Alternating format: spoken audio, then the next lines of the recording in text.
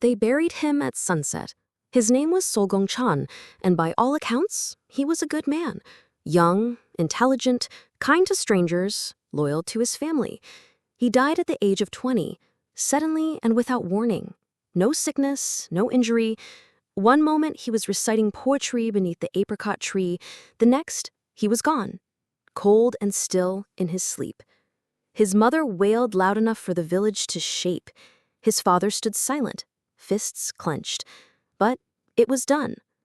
The village mourned, and then they moved on. Until 7 days later, he came back. It was a cold morning. Fog clung to the ground like wet silk. The old servant girl, Jin, was fetching water from the well when she saw him. She dropped the pail. There, standing by the edge of the garden, pale as moonlight and barefoot on the frost, was Seolgongchan. He didn't speak at first, just looked at her. His eyes wide, lips cracked. She screamed. But the scream never reached the house, because as soon as she turned away to run, Seolgongchan said something. Something soft, something strange. I saw everything. The village exploded in panic. They thought it was a ghost. Some swore it was a fox spirit wearing his face.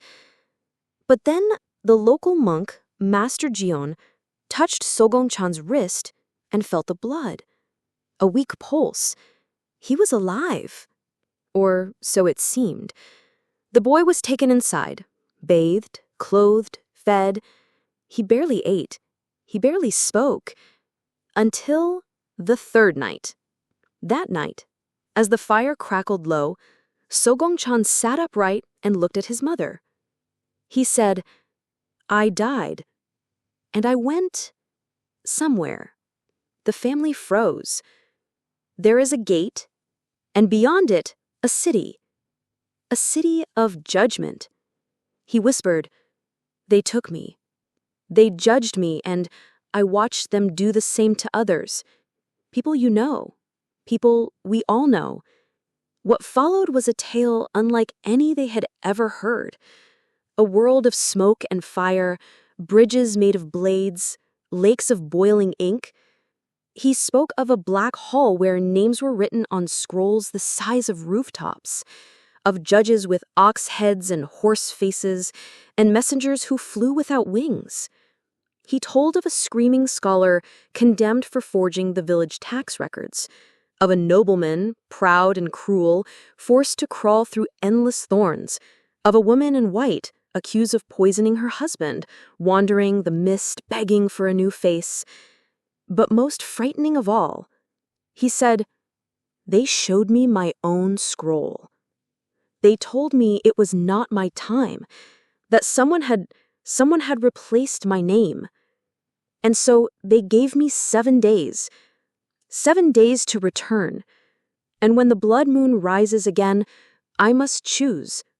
Return to life or stay with them forever. No one slept in the house that night. At first, the family dismissed it as madness, a fever dream. But strange things began to happen. Everywhere Seolgongchan went, animals shied away. Dogs howled, cows refused to be milked, birds fell silent. Children said his shadow moved the wrong way. He spoke in his sleep, sometimes in a voice that wasn't his. One night, the walls of the house dripped with black ink, staining the floors with unfamiliar symbols. And worse, people he had mentioned, those he claimed to have seen suffering in the afterlife, began to die, one by one. The scholar, found hanging from his own ledger. The nobleman, trampled by his own horse.